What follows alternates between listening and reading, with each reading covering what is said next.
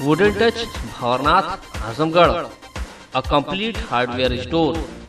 हमारे यहाँ branded plywood, flush door, designer door, PVC door, four mica, fancy hardware, kitchen की chimney एवं modular kitchen की exclusive range उपलब्ध। अपने आशियाने में लगाइए चार चांद, पहुंचिए वुडन टच भंवरनाथ आजमगढ़।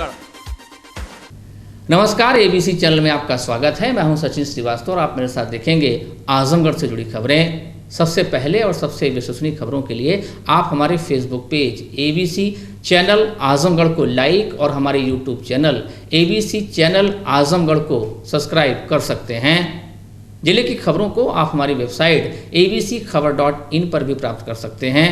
तो आइए नजर डाल लेते हैं आज की खास खबरों पर। हम खून की किस्तें तो कई दे चुके हैं, लेकिन ऐ खाके वतन कर्ज अदा क्यों नहीं होता। मौत के परवाने व आज़ादी के दीवाने रहे महान स्वतंत्रता संग्राम सेनानी लालचंद तिवारी के चेहरे पर यह सवाल आसानी से देखा जा सकता है, महसूस किया जा सकता है।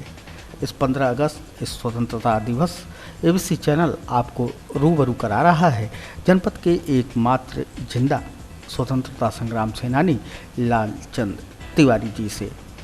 गोरी हुकूमत के खिलाफ जंग छेड़ने वाले इस महान स्वतंत्रता संग्राम सेनानी के चेहरे पर वही रौब आज भी विद्यमान है जब बगावत के दिनों में हुआ करता था। उसी जोशो खरोश अंदाज में आज भी सेनानी भवन पर तिरंगा लहरा रहा है। पहले वे तिरंगे की तरफ देखते हैं और फिर कैमरे की तरफ देखते हुए कहते हैं कि भारत छोड़ो आंदोलन का बिगुल बज चुका था। करो या मरो का नारा देकर महात्मा गांधी जी ने सभी का जोश बढ़ा दिया था। देश के नासूरों को खत्म करने के लिए इन्होंने बेसो नदी के पुल को तोड़ने की जिम्मेदारी अपने कंधों पर ले ली थी। ठेकमा ब्लॉक के गांव बउआपार के रहने वाले लालचंद तिवारी जी ने बताया कि फिरंगियों को धूल चटाने के क्रम में वे गिरफ्तार कर लिए गए। 2 वर्ष की जेल व 15 बेतों की सजा उन्होंने सही, लेकिन भारत माता की गर्दन कभी झुकने नहीं दी। बातों बातों में उन्होंने अपना दर्द भी बयां किया। कहा कि कट्टरता, अलगाववाद, उग्रवाद, आतंकवाद उनके दिल में नस्तर की मानिंद चुभते हैं। जैसे लगता है कि आज़ादी की जंग अधूरी सी रह गई। आज़ादी के समय हम लोग की मीटिंग हुई कांग्रेस वालों की कि गोरी सरकार की संपत्ति जो है वो लूट लो। गोरी सरकार के हाथ में जो ये हुकूमत चल रही है उसको बर्बाद कर दो।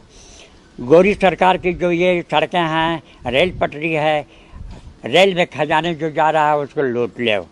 सड़कें जो है काट दो, रेल पटरी उखाड़ दो। ये अंग्रेज़ इसको चला रहे हैं, अंग्रेज़ों की चीज़ है, इसलिए इनकी संपत्ति जो है नष्ट हो जाए और ये फिर इसको आगे न बढ़ा सके। हम लोगों की मीटिंग हुई और मीटिंग होने के बाद ये तय हुआ सड़क काटना। यही है बिजोली गांव के पास ये रोड जो है, ये रोड काटने के कि गवर्नमेंट की गोरी गवर्नमेंट की फौज न आ सके, इसको काट दिया जाए। हम लोग इकट्ठा होकर के गए और लोग काट रहे थे। भादों के रैन अंधेरी थी, कहीं दिखाई नहीं दे रहा था। लोगों ने कहा हमसे कि तिवारी जी आप जाएंगे बाज़ार से तो लालटेन मिल जाएगी, दूसरे को मिलेगी नहीं। हम आए बाज़ार लालटेन लेकर के हम जा रहे थे और जो पुल तोड़ा जा रहा था, काटा जा रहा था, उससे वो खम्बा जो दिखाई दे रहा इतनी दूरी पर रहे। तभी भी जलो गाँव के बुचुर राय, राम प्रसाद राय, एक रामदर सिपाही था, वो गश्त कर रहे थे। कल हमारा गांव फूंक दिया जाएगा, गांव हमारा जल जाएगा, हम बर्बाद हो जाएंगे, हम इसलिए आपको पकड़ रहे हैं, आपको जाने नहीं देंगे। मैंने कहा काम पर जाने दीजिए, इसके बाद पकड़ लीजिएगा, हम नहीं भागने वाले नहीं हैं। कहा हम जाने नहीं देंगे आपको। और बचरू राय, राम प्रसाद राय और ये रामदर सिपाही, इन सबों ने हमको अरेस्ट कर लिया। अरेस्ट करने के बाद रात भर बिजली गाँव में बैठाए रहे। सवेरे ले गए थाने पर उनके सामने पेश किया कि साहब ये पुल तोड़ रहे थे और ये लोगों को इकट्ठा किए थे और पुल तोड़ने के लिए सारा काम चल रहा था इनका। उन्होंने कहा ठीक है, कोई बात नहीं है, इनको बंद कर दो हौलाद में। बस हमको हौलाद में बंद कर दिया गया। आजमगढ़ जेल में गए, जेल से जमानत हुई, जमानत से छूटने के बाद जेल में हाँ मुकदमा चला। मुकदमा चलने के बाद हमको 2 बरस जेल और 15 बेत की सज़ा हुई। सज़ा होने के बाद हमको ले गए मौके पर जहाँ कांड हो रहा था, उस जगह हमको बेत लगाया गया, 15 बेत लगाया गया और वहाँ से ले जा कर के फिर जेल खाने में दाखिल कर दिया गया। आजमगढ़ जेल में 6 महीना हम रहे, फिर यहाँ से ट्रांसफ़र हो गया रायबरेली जेल, वहाँ गए, वहाँ 6 महीना रहे, फिर वहाँ से ट्रांसफ़र कर दिया गया लखनऊ कैंप जेल, 1 बरस रहे। 1 बरस जेल में रहने के बाद हमको रिहा कर दिया गया। तब लोग जो राजनीति में काम करते निस्वार्थ काम करते थे, कोई स्वार्थ नहीं रहता था, इसलिए काम करते थे कि हमारा देश आज़ाद रहे, हमारे देश में रहने वाले खुशहाल रहे, किसी चीज़ की परेशानी ना हो। तब ये पार्टी में लोग काम करते थे और आज जो काम कर रहा है इस नीयत से काम कर रहा है कि हम इसमें काम करेंगे तो हमको कुछ मिलेगा, हम इसमें काम करेंगे तो आगे बढ़ने की हमको हम कोशिश करेंगे कि आगे बढ़ जाए और ऊँचे ऊँचे नेताओं से हमारा संपर्क हो जाए, जिससे हमारे स्वार्थ की पूर्ति हो जाए। भरत तिवारी मास्टर थे, उनसे ये सीख मिली हमको कि बच्चों, देश तुम्हारा परतंत्र है, इस परतंत्र देश में रह रहे हो तो ऐसा करो कि देश स्वतंत्र हो जाए। उससे देश स्वतंत्र हो जाएगा तो भारत को ये शान बढ़ जाएगी भारत की कि ये भारत जो है स्वतंत्र देश है, परतंत्र नहीं है। उनकी सीख जो मिली हम लोग को, उन्हीं से मिली ये सीख। और क्या करा हम बच्चों, देश के लिए काम करो, गरीबों की भलाई करो, और इसी रास्ते पर चलना शुरू मैंने किया, करते थे।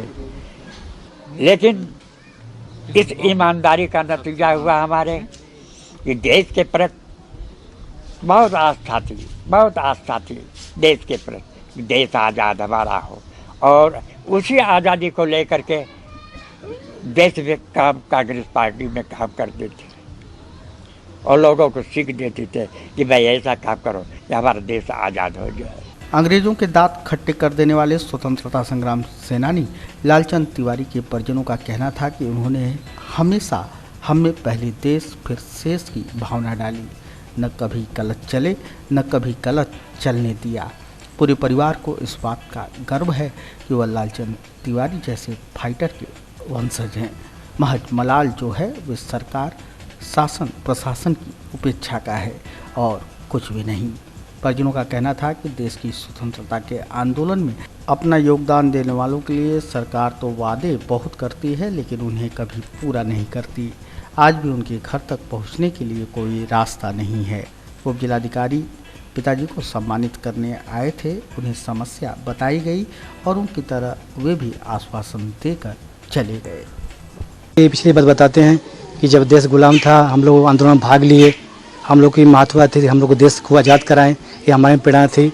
और इनके नाम से एक आदमी एक जन और भी थे, लोग 2 व्यक्ति थे इस गाँव में, और वे भी पिताजी के नाम पे हैं, 2 व्यक्ति हैं। अब तो नहीं रहे, उनका देहांत हो गया। पिताजी के नाम के थे वो भी, उनका नाम लालचंद तिवारी वो भी था उनका, उनसे बड़े थे 10 साल करीब, वो उनका देहांत हो गया।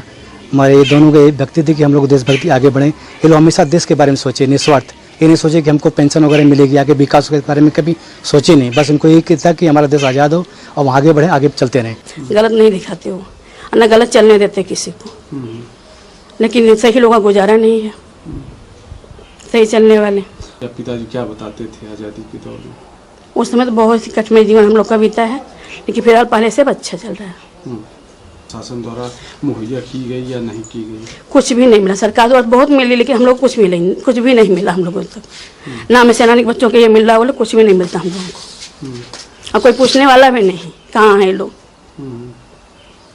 घर से निकलो तो पानी ही पानी, रोड नहीं बिल्कुल आने जाने के लिए।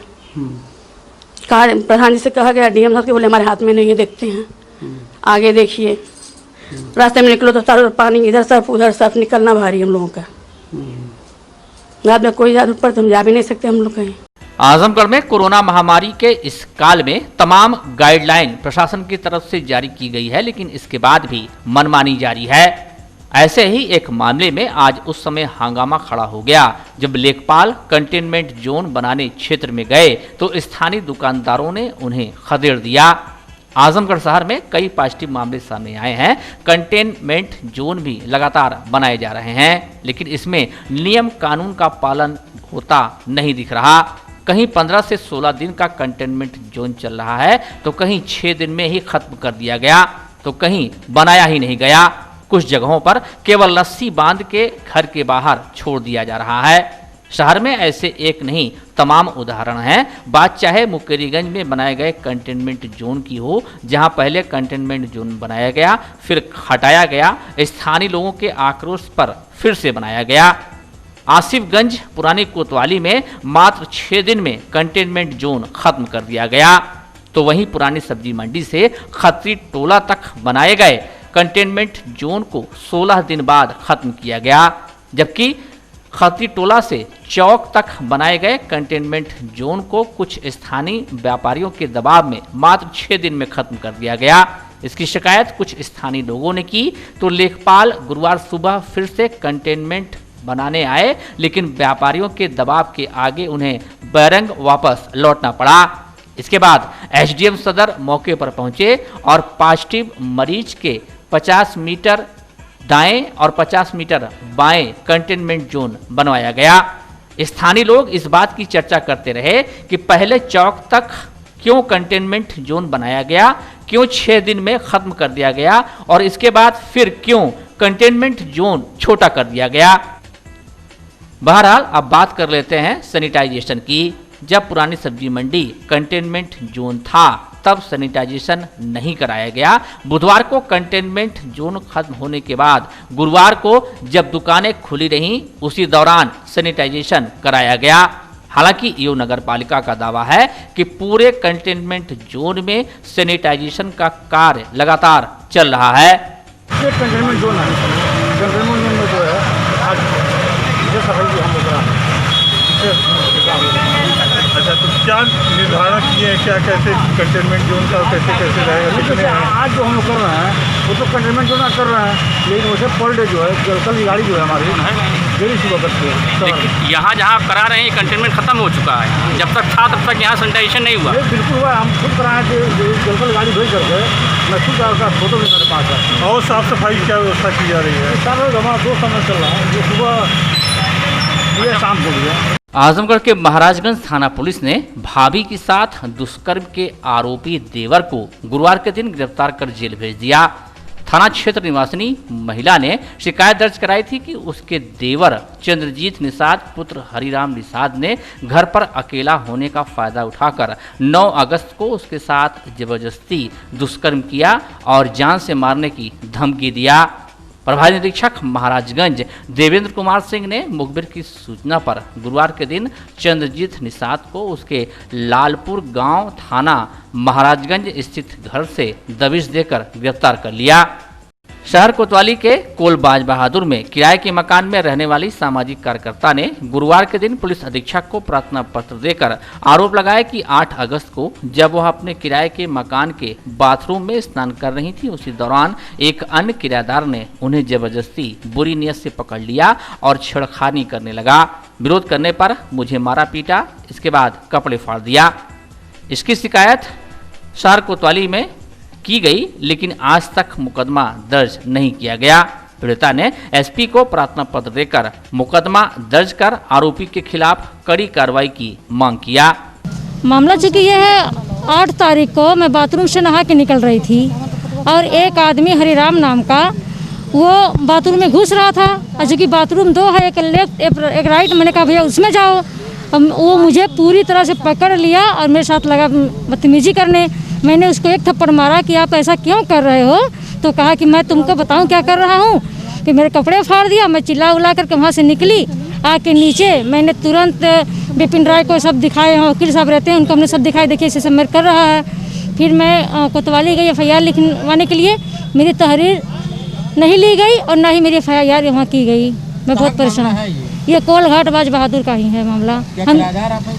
मैं किराएदार हूँ और किराए के मकान में रहती हूँ, और वो भी उसी मकान में रहता है, उसी बिल्डिंग में। मकान मालिक से शिकायत करने से मकान मालिक ने दोनों को समझाया कि ये अच्छी बात नहीं है, यहाँ हमारे मकान की इंसल्ट होगी, आप लोग बढ़िया से रहिए। और उन्होंने उसको डांटा और डांट करके अपने यहाँ से उन्होंने उसको निकाल दिया। क्या चाहती हैं आप? मैं चाहती हूँ कि अगर मैं साधारण औरत के साथ, देखिए मैं सोशल वर्कर हूँ, मुझे इतने सारे सम्मान मिले हैं, और अगर मेरे साथ ऐसी घटना हो रही है, मेरी तहरीर नहीं लिखी जा रही है, मेरी FIR नहीं हो रही है, अपराधी को सज़ा नहीं मिल रही है, तो जो आम महिलाएं हैं, तमाम महिलाएं, उनके साथ क्या होता होगा, पहले ये बताइए। वो तो एकदम बेचारी परेशान होकर के बैठ जाती होंगी। अगर पुलिस हवा हवाली करेगी तो उनको न्याय कैसे मिलेगा? क्या चाहते हैं कि आप खिलाफ जो है के साथ? मैं कहती हूँ कि मेरी जांच हो और FIR दर्ज हो, और फिर अपराधी को उसको जेल के पीछे भेजा जाए, उसकी गिरफ्तारी की जाए। मैं यही चाहती हूँ। विवादित बयानों के जरिए सुर्खियों में रहने वाले बीजेपी सांसद अनंत हेगड़े ने कुछ दिनों पहले राष्ट्रपिता के आंदोलनों को नाटक बताकर जहां बवाल खड़ा कर दिया था, तो वहीं अब BSNL कर्मियों को गद्दार व देशद्रोही कर उन्होंने एक नई आग भड़का दी है। बहुबोले अनंत हेगड़े के इस बयान से BSNL कर्मियों में आक्रोश व्याप्त हो चला है। गुरुवार को हेगड़े के खिलाफ प्रदर्शन करते हुए उन्होंने अपना विरोध दर्ज कराया।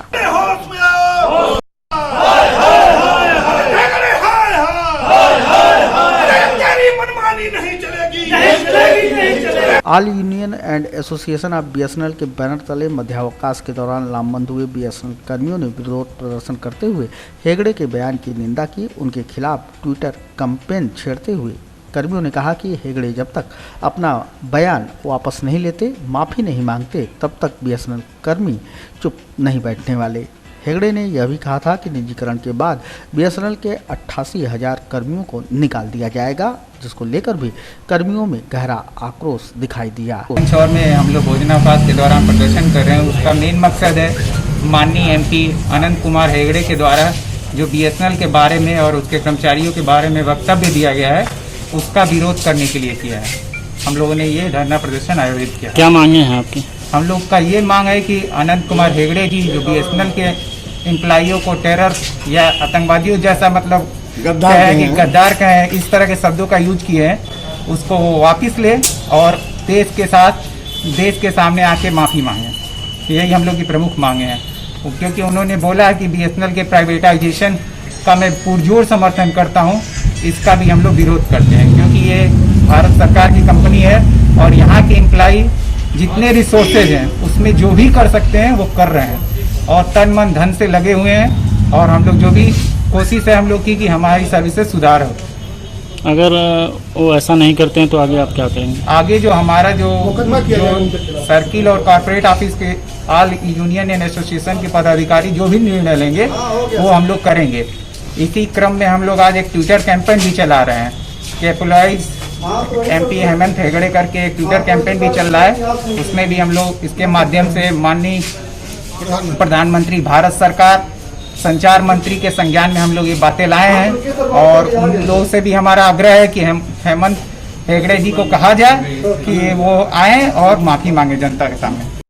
कोरोना के बढ़ते प्रभाव की जद में आए जिला समाज कल्याण अधिकारी के कार्यालय को अब 48 घंटों के लिए बंद कर दिया गया है। विभाग के एक कर्मी के कोरोना पॉजिटिव पाए जाने के उपरांत जिला समाज कल्याण अधिकारी के कार्यालय को बंद कर उसे सैनिटाइज किया जा रहा है। कार्यालय के बंद होने के चलते यहां जनपद के दूर दराज क्षेत्रों से आने वाले फरियादियों को मायूस होकर लौटना पड़ रहा है। बुलंदपुर तहसील से आए राजेश कुमार ने बताया कि वह अपनी माताजी की पेंशन के बाबत पता करने के लिए कार्यालय आए हुए थे, लेकिन कार्यालय बंद कर दिए जाने के कारण उन्हें अब वापस लौटना पड़ रहा है। आए थे, माताजी का पेंशन नहीं आ रहा था, वो चेक करवाने आए हैं तो बोर्ड लगा है बाहर। क्या लगा है? कोरोना पॉजिटिव मिलने की वजह से 2-4 दिन बाद आने की। अच्छा, और क्या कर रहे थे? बस वही बोले हैं 2-4 दिन बाद आके आइए हो जाएगा।